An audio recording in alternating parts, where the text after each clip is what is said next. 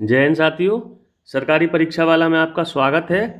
आज के इस वीडियो में हम भारतीय संविधान में जो आपातकालीन उपबंध दे रखे हैं उनका अध्ययन करेंगे, जानेंगे कि इमरजेंसी प्रोविजंस क्या होते हैं, इनका महत्व क्या है। ठीक है, हमारी जो शासन प्रणाली है उसमें क्या बदलाव होता है आपातकाल के समय। ठीक है साथियों, मैंने केंद्र राज्य संबंधों में आपको विधायी और प्रशासनिक संबंध बता दिए हैं। वित्तीय संबंध मैं किसी और वीडियो में बताऊंगा, क्योंकि जो यूपीएसआई हुआ, कांस्टेबल हुआ, इस स्तर के जो एग्ज़ाम हैं उसमें वित्तीय संबंध नहीं पूछे जाते हैं, और जितना पूछा जाता है उसका मैंने आपको ब्रीफिंग दे रखी है, उसका पार्ट बता रखा है, आर्टिकल बता रखे हैं।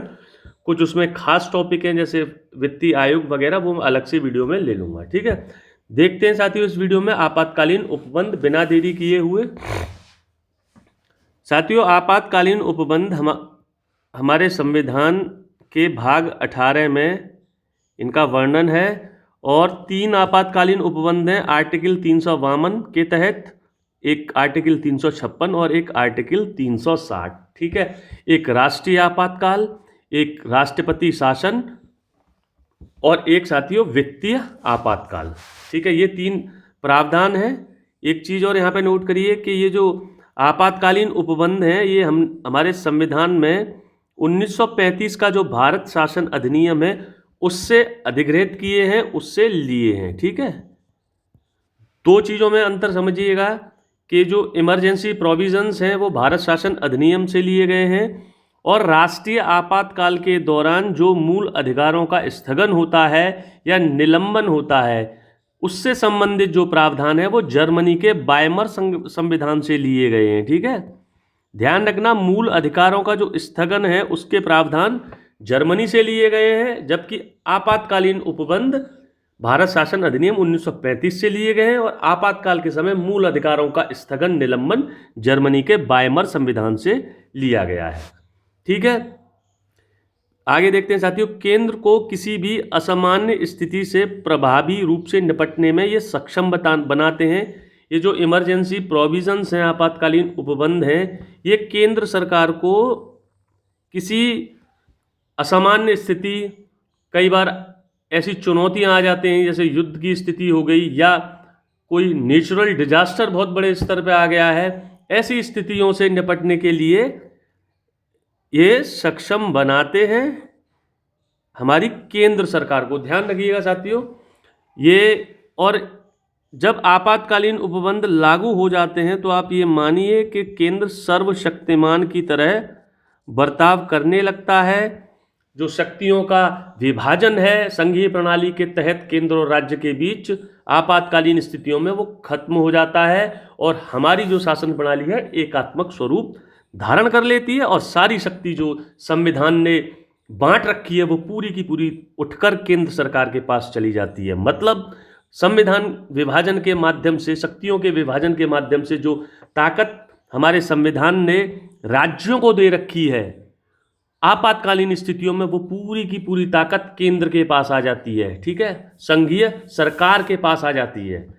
और ये जो इमरजेंसी प्रोविजंस हैं ये इसलिए डाले गए हैं संविधान में ताकि संप्रभुता, देश की एकता, अखंडता तथा हमारे संविधान की सुरक्षा की जा सके, हमारे लोकतंत्र की रक्षा की जा सकती, मानवता की या हमारे देश के नागरिकों की सुरक्षा की जा सके। ठीक है, देश की संप्रभुता, एकता, अखंडता, लोकतंत्र, संविधान की सुरक्षा के लिए ये इमरजेंसी प्रोविजंस डाले गए हैं हमारे संविधान में। ठीक है, एक और टॉपिक यहाँ से हम देखते हैं कि इमरजेंसी प्रोविजंस के समय जो हमारी राजनीतिक प्रणाली है या जो राजनीतिक व्यवस्था है वो संघीय से एकात्मक का रूप ग्रहण कर लेती है। ठीक है, सामान्य स्थितियों में हमारी शासन प्रणाली संघीय है, और आपातकालीन स्थितियों में इसका स्वरूप क्या हो जाता है, एकात्मक हो जाता है। और ये हमारे संविधान की या हमारी राजनीतिक व्यवस्था की एक अद्वितीय विशेषता है। डॉक्टर अंबेडकर ने इस अद्वितीय विशेषता का वर्णन किया था और बताया था कि अमेरिका के संविधान में भी ऐसे प्रावधान नहीं है। आप देखिए कि हमारा जो पॉलिटिकल स्ट्रक्चर है, हमारा जो कॉन्स्टिट्यूशन है, वो परिस्थितियों के हिसाब से बदलाव कर रहा है हमारी राजनीतिक प्रणाली में। ठीक है साथियों, ये देखिए सामान्य स्थिति और आपातकालीन स्थिति। संविधान में 3 प्रकार के आपातकालों का वर्णन है साथियों।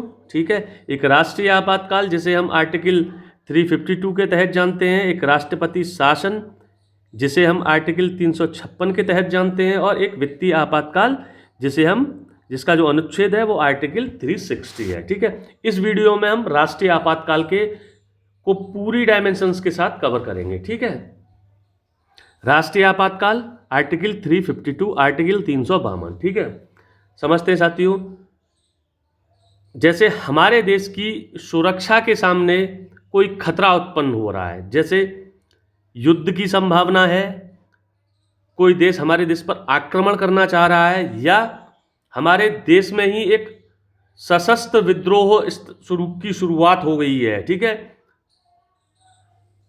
इनका खतरा उत्पन्न हो गया है या इस खतरे की संभावना है। ध्यान रखना साथियों कि जब हमारे देश में ये 3 सिचुएशंस पैदा हो जाती हैं, ठीक है, या तो युद्ध हो रहा है, या युद्ध होने की संभावना है, या किसी देश ने हम पे अटैक कर दिया है या अटैक करने की संभावना है। दोनों बातें समझ लीजिएगा, सशस्त्र विद्रोह शुरू हो गया है या उसके होने की संभावना है। ठीक है, आसन्न खतरा जो संभावना को दर्शाता है। तो ऐसी स्थितियों में हमारे राष्ट्रपति अनुच्छेद 352 के तहत देश में या उसके किसी एक हिस्से में, ये मैंने ग्राफ से समझाया है, पूरे भारत में या उसके किसी हिस्से में, किसी क्षेत्र में राष्ट्रीय आपातकाल की घोषणा कर सकते हैं। ध्यान रखिएगा कि राष्ट्रीय आपातकाल की घोषणा कौन करेगा? हमारे राष्ट्रपति करेंगे। ठीक है, और राष्ट्रपति ये पूरे देश के लिए भी कर सकते हैं या हमारे देश के किसी एक हिस्से के लिए भी कर सकते हैं। साथियों, पहले ये जो प्रावधान था वो पूरे देश के लिए था कि राष्ट्रपति शासन वो राष्ट्रीय आपातकाल पूरे देश में एक साथ लगाया जाएगा। लेकिन 42 में संविधान संशोधन अधिनियम 1976 के बाद ये बदलाव हुआ कि हाँ, ये राष्ट्रपति शासन राष्ट्रीय आपातकाल है, ये देश के किसी एक छोटे हिस्से में भी लगाया जा सकता है, उस हिस्से में ये तीनों स्थितियां पैदा हो गई हों, युद्ध, बाह्य आक्रमण, सशस्त्र विद्रोह। हम इस बात का राष्ट्रपति इंतजार नहीं करेंगे कि जैसे मान लीजिए किसी पर्टिकुलर, जैसे हमारी जो सीमाएं हैं, जम्मू कश्मीर से हम सीमा साझा करते हैं, ठीक है, उधर अरुणाचल प्रदेश चीन से साझा करता है, तो हमारे राष्ट्रपति इस बात का इंतजार नहीं करेंगे कि पाकिस्तान या कोई अन्य देश, पड़ोसी देश हमारे और राज्यों पर भी पहले आक्रमण करे। ठीक है, अगर उनको लग गया है कि हाँ, अगर उन्होंने कश्मीर या उसके एक छोटे से हिस्से में भी कभी ऐसा करने की सोची, आशंका दर्ज की, तो अपनी सुरक्षा को ध्यान में रखते हुए हमारे राष्ट्रपति जी तुरंत राष्ट्रीय आपातकाल की घोषणा करेंगे और उस स्थिति में उसको मुंहतोड़ जवाब दिया जाएगा। ठीक है, ध्यान रखिएगा 3 स्थितियां, युद्ध, बाह्य आक्रमण और सशस्त्र विद्रोह। ठीक है, इसमें आप समझिए, युद्ध अथवा बाह्य आक्रमण के आधार पर अगर राष्ट्रपति राष्ट्रीय आपातकाल की घोषणा करते हैं तो उसे हम बाह्य आपातकाल बोला जाता है। ठीक है साथियों, बाह्य आपातकाल, इसको नोट डाउन करिएगा आप। और अगर आंतरिक या हमारे देश में ही कोई सशस्त्र विद्रोह कर दिया है, ठीक है, हमारे देश के ही एक सेक्शन ने या लोगों ने जो किसी कारणवश, तो हम उसको आंतरिक आपातकाल का नाम देते हैं। ठीक है साथियों, एक और पॉइंट समझिए, आंतरिक आपातकाल और इसमें शब्द है सशस्त्र विद्रोह। ठीक है, अब सशस्त्र विद्रोह ये जो शब्द है ये मूल संविधान में नहीं था। 1975 में जब इमरजेंसी लागू हुई थी, उसके बाद उस दौर में बहुत सारी गड़बड़ें हुई थी। तो जब नई सरकार बनती है 1977 में, जनता पार्टी की सरकार, तो 44वें संशोधन के माध्यम से इस प्रोविजन में भी बड़े बदलाव करती है। एक बदलाव ये था कि पहले सशस्त्र विद्रोह की जगह आंतरिक गड़बड़ी शब्द का इस्तेमाल किया जाता था। ठीक है, और इस शब्द को उस सरकार ने 1977 में 44वें संविधान संशोधन के माध्यम से सशस्त्र विद्रोह का नाम दिया। ठीक है, यानी कि 1975 में जो इमरजेंसी लगी थी वो आंतरिक गड़बड़ी के आधार पर लगी थी, जिसे बाद में बदलते हुए हमारी 1977 में जो मोरारजी देसाई की सरकार थी, 44वें संशोधन के माध्यम से इस आंतरिक गड़बड़ी को रिप्लेस किया गया सशस्त्र विद्रोह से। अब राष्ट्रपति अगर देश में सशस्त्र विद्रोह हो रहा है, ठीक है, हथियार लेके कुछ समूह, कुछ लोग अगर हमारे देश की सरकार या संप्रभुता को चुनौती देते हैं, तभी हमारे राष्ट्रपति आंतरिक गड़बड़ी के आधार पर राष्ट्रीय आपातकाल की घोषणा करेंगे। अगर सरकार के विरुद्ध कोई प्रोटेस्ट हो रहा है, शांतिपूर्ण प्रोटेस्ट हो रहा है अपने लोकतांत्रिक अधिकारों का इस्तेमाल करते हुए, ठीक है, तब राष्ट्रपति ऐसा नहीं करेंगे। ठीक है, आगे बढ़ते हैं साथियों। राष्ट्रपति राष्ट्रीय आपातकाल की घोषणा, बहुत महत्वपूर्ण पॉइंट है, मंत्रिमंडल की लिखित सिफारिशों पर करेगा। ठीक है, और ये प्रोविजन भी हमारे संविधान में 44वें संविधान संशोधन अधिनियम के माध्यम से जोड़ा गया। और आप समझ सकते हैं कि 1977 में मोरारजी देसाई सरकार ने जोड़ा था। अब ये प्रोविजन क्यों जोड़ा, इसको समझिए। एक और चीज़ यहाँ से समझिए साथियों, चूंकि हमारी संसदीय प्रणाली है ना, इस 44वें संविधान संशोधन अधिनियम के माध्यम से ही पहली बार मंत्रिमंडल शब्द का इस्तेमाल किया गया। उससे पहले कौन सा शब्द इस्तेमाल होता था? मंत्री परिषद। ठीक है, तो कई बार ऐसे भी पूछा गया है कि मंत्रिमंडल शब्द का इस्तेमाल किस संविधान संशोधन के माध्यम से सबसे पहली बार किया गया, या किस संविधान संशोधन ने मंत्रिमंडल शब्द की उत्पत्ति की या एक तरीके से व्याख्या की। ठीक है, तो ध्यान रखिएगा, ये 44वां संविधान संशोधन है, ये मंत्रिमंडल से संबंधित है। अब इसको समझिए, राष्ट्रीय आपातकाल की घोषणा मंत्रिमंडल की लिखित सिफारिशों पर करेगा। 1975 में जो इमरजेंसी लागू की थी उस समय की सरकार ने, तो ये केवल प्रधानमंत्री की सिफारिशों पर, उस समय जो प्रधानमंत्री थी इंदिरा गांधी जी, उनकी सिफारिशों पर ही तात्कालिक राष्ट्रपति ने देश में इमरजेंसी की घोषणा कर दी थी।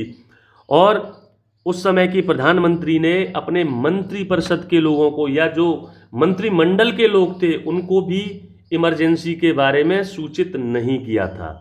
ठीक है, और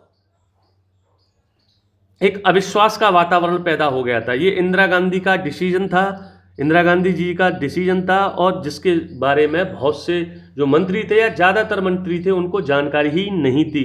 इसीलिए इस प्रोविजन का दुरुपयोग ना हो, तब 44वें संविधान संशोधन के माध्यम से ये प्रावधान जोड़ा गया कि राष्ट्रपति आपातकाल की घोषणा मंत्रिमंडल की लिखित सिफारिशों पर करेंगे। ठीक है, यहाँ शब्द जोड़ा गया मंत्रिमंडल, इसको जरूर आप ध्यान रखिएगा। ठीक है, मंत्रिमंडल जो मंत्रिपरिषद होता है उसका एक छोटा सा हिस्सा होता है, जो हमारे मंत्रिपरिषद में जो प्रमुख पद जो होते हैं, प्रमुख जो विभाग होते हैं, रक्षा विभाग हो गया, विदेश विभाग हो गया, कार्मिक प्रशासन मंत्रालय हो गया, ये सारे के सारे विभाग मिलकर, विदेश मंत्रालय हो गया, सूचना एवं प्रसारण मंत्रालय हो गया, रेलवे मिनिस्टर हो गया, ऐसे कुछ जो बहुत ही ज़्यादा महत्वपूर्ण विभाग होते हैं, उनके जो मिनिस्टर्स होते हैं, उनके ग्रुप को हम मंत्रिमंडल बोलते हैं। ठीक है, ठीक है साथियों, ध्यान रखिएगा कि अब अगर कभी भी राष्ट्रपति देश में राष्ट्रीय आपातकाल की घोषणा करेगा, ठीक है, ऐसा ना हो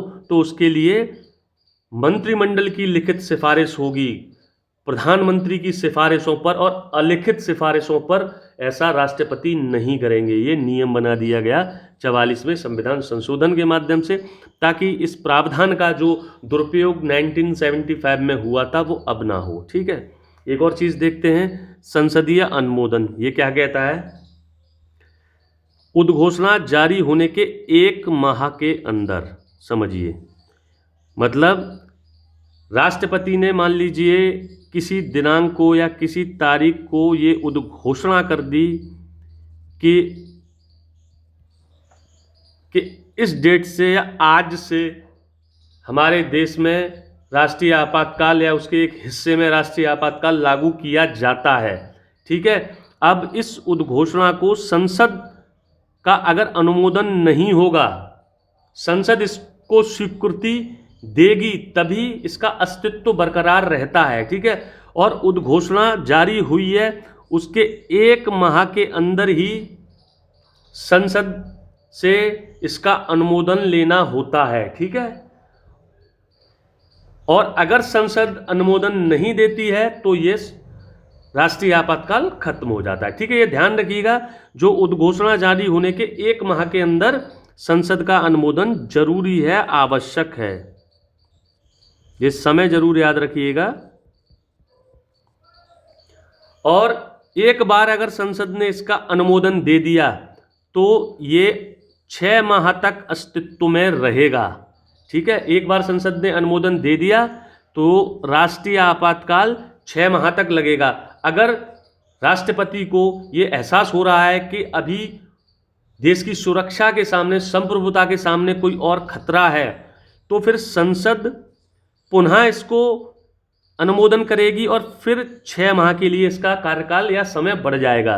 फिर राष्ट्रपति को अगर ऐसा लगता है तो पुनः संसद इसको अनुमोदन करेगी और फिर इसका जो समय है वो 6 महीने के लिए बढ़ जाएगा।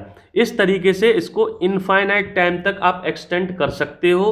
ठीक है, जब पूरी तरीके से आप आश्वस्त हो जाते हैं कि हाँ, अब हमारे देश की सुरक्षा, संप्रभुता पर कोई खतरा नहीं है, तो राष्ट्रपति एक उद्घोषणा जारी करेंगे और राष्ट्रपति जो राष्ट्रीय आपातकाल है वो स्वतः ही समाप्त हो जाएगा। ठीक है, ध्यान रखिएगा, ये जो संसद इसको अनुमोदित कर रही है, ठीक है, ये विशेष बहुमत चाहिए इस अनुमोदन के लिए। 42 पहले इसके लिए साधारण अनुमोदन की जरूरत थी। ठीक है, साधारण बहुमत की जरूरत थी। फिर 44वें संविधान संशोधन के माध्यम से वो साधारण जो बहुमत है वो कन्वर्ट किसमें हुआ,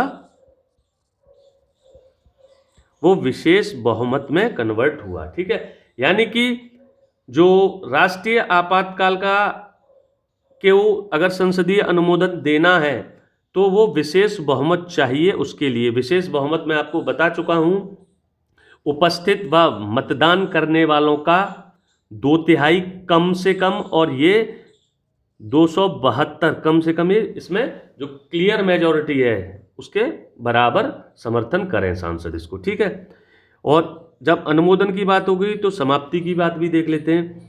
राष्ट्रपति किसी भी समय इस राष्ट्रीय आपातकाल को समाप्त करने की घोषणा कर सकते हैं। ठीक है, और इसकी समाप्ति के लिए संसद के अनुमोदन की जरूरत नहीं होती है, ध्यान रखें। ठीक है, अनुमोदन की जरूरत है उद्घोषणा के समय। अगर उद्घोषणा हो रही है कि हाँ, हमारे देश में राष्ट्रीय आपातकाल लगाया जाता है, तो उस उद्घोषणा को संसद के अनुमोदन की जरूरत होती है और विशेष बहुमत के साथ वो अनुमोदन सदन में पारित होना चाहिए, तभी वो एक बार में 6 माह के लिए बढ़ेगा। और इस अनुमोदन को या राष्ट्रपति जब चाहें तब राष्ट्रीय आपातकाल को समाप्त कर सकते हैं किसी भी समय, और इस समाप्ति की जब वो घोषणा करते हैं उसको किसी भी सदन की या संसद की अनुमोदन की जरूरत नहीं होती है। ध्यान रखिएगा, उद्घोषणा को जरूरी होती है, को जरूरत है संसदीय अनुमोदन की, समाप्ति को नहीं। ठीक है, ये बहुत महत्वपूर्ण टॉपिक है, इसको देखते हैं साथियों कि अब इमरजेंसी अगर लग गई है, राष्ट्रीय आपातकाल देश में लागू हो गया है, तो उसके क्या क्या प्रभाव होंगे। ठीक है, एक तो सबसे पहला बिंदु देखते हैं। सबसे पहला प्रभाव आप देखिए, यह है कि हमारी जो संघीय सरकार है वो एकात्मक स्वरूप ग्रहण कर लेती है। ठीक है, जो कनाडियन मॉडल है इमरजेंसी में वो ब्रिटिश मॉडल में कन्वर्ट हो जाता है, क्योंकि कनाडियन मॉडल एकात्मक संघीय है और ब्रिटिश मॉडल एकात्मक है। ठीक है, इसमें देखते हैं राज्यों की जो कानून बनाने की शक्ति किसके पास चली जाती है, संसद के पास। इसका मतलब यह है कि राज्य सूची के विषयों पर राष्ट्रीय आपातकाल में कानून कौन बनाएगा, हमारी संसद बनाएगी। ठीक है, कार्यकारी शक्तियां जो एग्जीक्यूटिव पावर्स होती हैं, जो राज्य सरकारों के पास वो कहाँ चली जाएंगी, वो केंद्र सरकार के पास चली जाती हैं। ठीक है, यानी कि केंद्र सरकार राज्य की कार्यकारी शक्तियों का इस्तेमाल करते हैं राष्ट्रीय आपातकाल के समय। ये ध्यान रखिएगा कि राष्ट्रीय आपातकाल के समय राज्य सरकारों को निलंबित नहीं किया जाता है। ये बहुत महत्वपूर्ण पॉइंट है, क्योंकि जब राष्ट्रपति शासन लागू होगा किसी राज्य में, उस समय राज्य सरकारों को निलंबित कर दिया जाता है। विधानमंडल अस्तित्व में रहता है राष्ट्रपति शासन के दौरान। ठीक है, दोनों चीजें आप समझिए। और लेकिन जब राज्य सरकारें निलंबित नहीं होती हैं तो वो पूरी तरीके से केंद्र के नियंत्रण में कार्य करती हैं। ठीक है, मतलब राज्यों के पास आप मान लीजिए राष्ट्रपति जो राष्ट्रीय आपातकाल है उसमें कोई ताकत नहीं होती है। ठीक है, पूरा का पूरा संघीय स्ट्रक्चर एकात्मक में बदल जाता है। विधायी, कार्यकारी और वित्तीय शक्तियां, तीनों की तीनों शक्तियां संघीय सरकार के पास पहुंच जाती हैं। ठीक है, और करों का जो संवैधानिक वितरण है, जो वित्तीय शक्तियों के बारे में बता रहा हूं, वो समाप्त हो जाता है। ठीक है, जो करों का बंटवारा है, जो वित्तीय संबंधों में मैंने आपको वीडियो नहीं बताया है, फर्दर कभी डिस्कस करूंगा, वो समाप्त हो जाता है। और टैक्सेस के मामले में भी जो अल्टीमेट ताकत किसके पास हो जाती है, अंतिम ताकत किसके पास आ जाती है, संघीय सरकार के पास आ जाती है। ठीक है, एक और पॉइंट देखते हैं कि लोकसभा और विधानसभा के कार्यकाल पर क्या फर्क पड़ता है।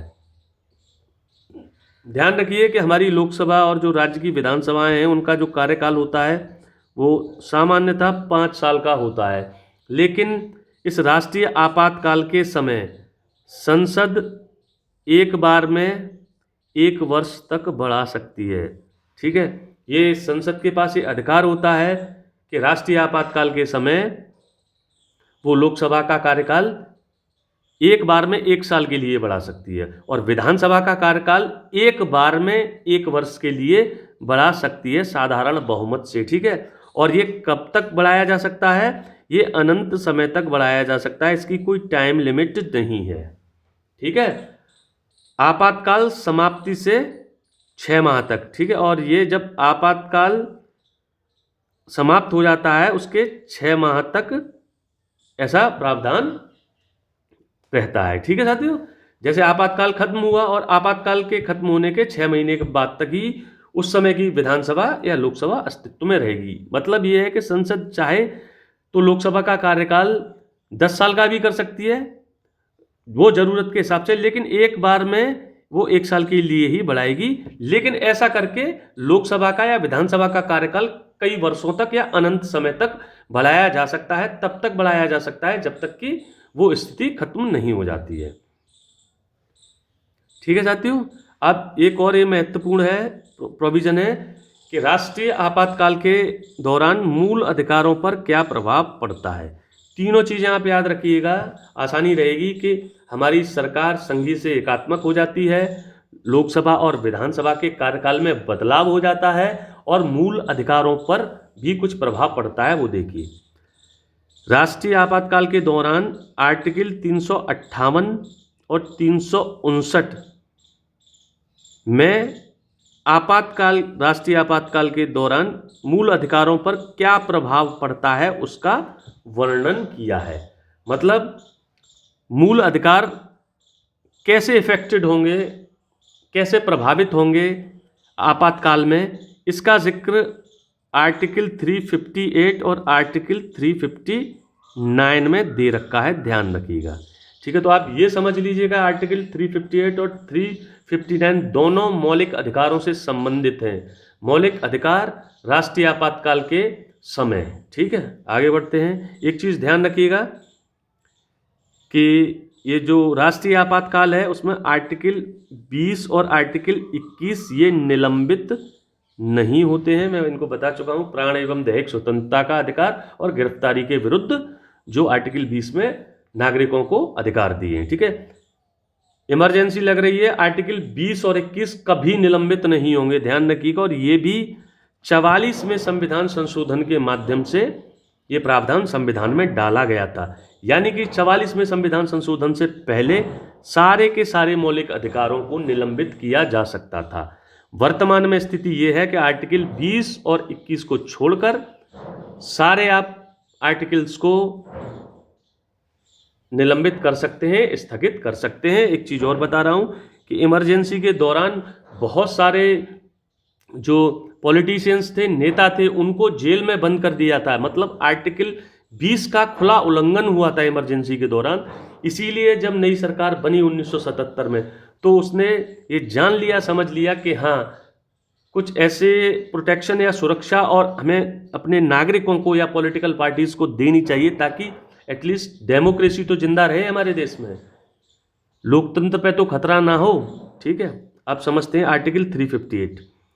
आर्टिकल 358 के अनुसार राष्ट्रीय आपातकाल की उद्घोषणा होते ही आर्टिकल 19 के तहत जो 6 मौलिक अधिकार हैं वह स्वतः निलंबित हो जाते हैं। इसका मतलब ये है कि जैसे ही राष्ट्रपति ने राष्ट्रीय आपातकाल की घोषणा की, तो आर्टिकल 358 प्रभाव में आएगा और आर्टिकल 19 के तहत जो आपको 6 मौलिक अधिकार दे रखे हैं, बोलने का अधिकार, प्रदर्शन करने का अधिकार, संगठन बनाने का अधिकार, घूमने फिरने का अधिकार, निवास का अधिकार, रोजगार का अधिकार, वो स्वतः ही समाप्त हो जाएंगे। मतलब उसके लिए कोई नोटिफिकेशन या देने की राष्ट्रपति को जरूरत नहीं होगी। ये डिफरेंस अभी आप समझेंगे। स्वतः समाप्त होंगे, स्वतः निलंबित हो जाएंगे। इस बात को, स्वतः शब्द को आप याद रखिएगा। ठीक है,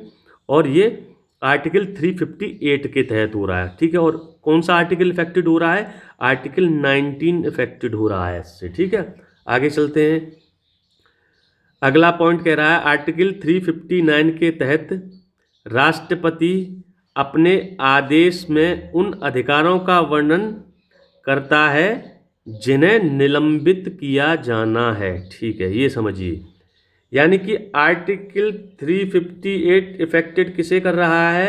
वो कर रहा है आपके आर्टिकल 19 के तहत जो आपको 6 मौलिक अधिकार दिए हैं। और आर्टिकल 359 ये कह रहा है कि भाई 19 के अलावा आपके पास और मौलिक अधिकार बचे। ठीक है, 20 और 21 को अगर आप छोड़ देते हैं तो और मौलिक अधिकार बचे। अब उन बचे हुए मौलिक अधिकारों में से किनको निलंबित किया जाएगा? किनको निलंबित किया जाएगा?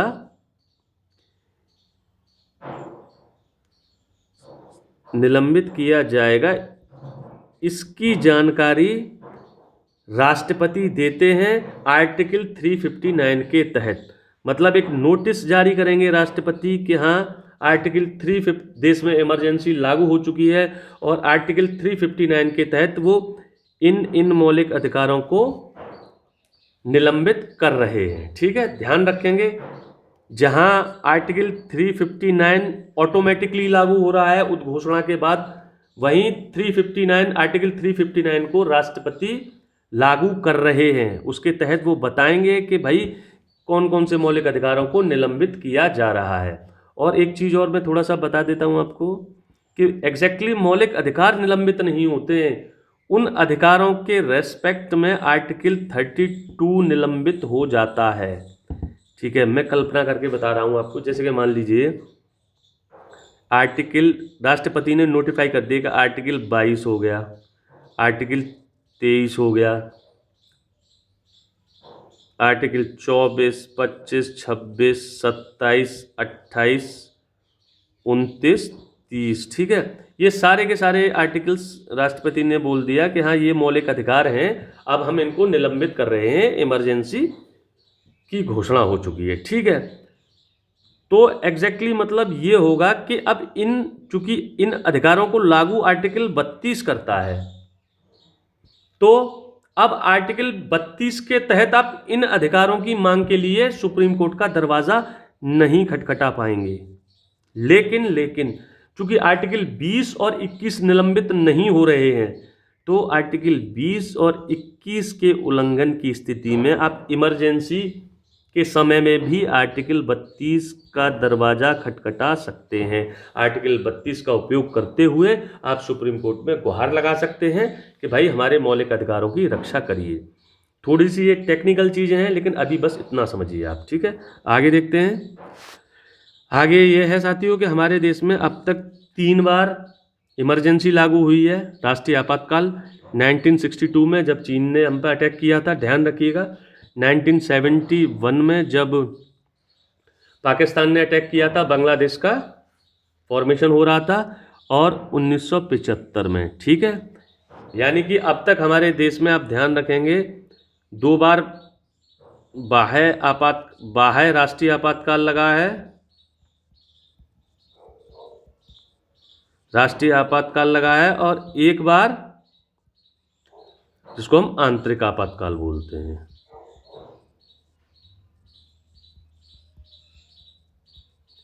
ठीक है साथियों, उम्मीद करता हूँ ये वीडियो आपको पसंद आएगा।